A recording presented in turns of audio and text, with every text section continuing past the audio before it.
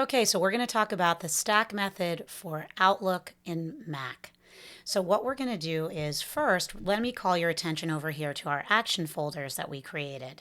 And you'll see that they're nested under the inbox and that we've created them by using short action-oriented words that let us know immediately what we need to do with the email. Do I need to reply to an email? Do I need to schedule an email, etc.? You'll also notice that the numbers of the priority of how I like to work is in the actual name of the folder. So I like to reply to something, then do something, then meet, etc. Again, you can customize this for the order that you like to work in. So what we would do is we would look at our email, and if you remember, there's 4 steps to looking at and deciding what to do with an email. You're going to open it, you're going to scan it, you're going to decide what to do, and then you're going to act on it. So having these action folders ready to go that have the names of the action that you're going to need to do saves a lot of time. So what I'm going to do is I'm going to go ahead and go in the email and I'm going to make that decision. What kind of an action is it? Now I'm going to say that this one is a reply, let's say.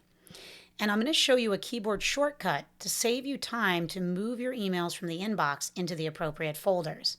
You could take your mouse and drag it in, but that takes a long time compared to doing Command-Shift-M, which pops open a box, and then you can literally type in the number or name of the actual folder that you want to move the email to, and it happens magically. So I'm going to say this one's a reply, and then I'm going to hit return, and then let's check, and there it is. It moved it right in there.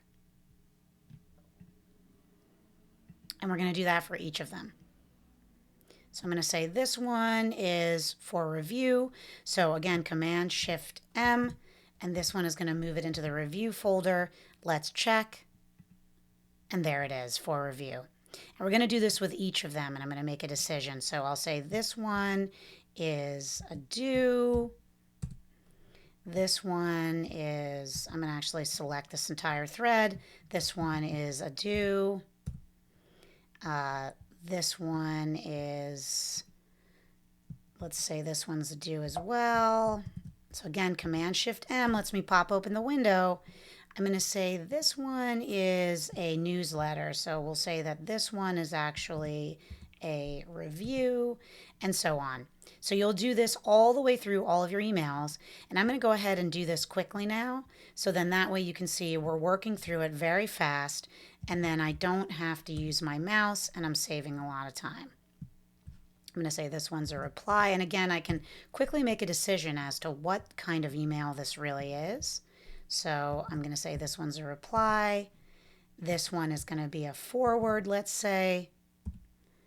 And I'm almost done with my inbox, which is pretty amazing. We'll say that one's a review. This one's a review. This one is a meeting request. Let's double check that that went in there. Here it is. Perfect. And then we're going to keep going. This one's a do. This one is a do as well. This one's a review. And this one finally is a do. Now I'm going to take a nice deep breath because my inbox is empty. And I'm going to feel great about that. And then I'm going to work through my folders. So the first priority folder is reply.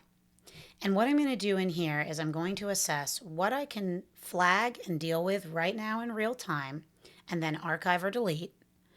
And then some emails in here might be something that take a little more time and a little more effort, and I'm going to leave those in here for now. And again, not put them in my inbox. They're in the actual reply folder.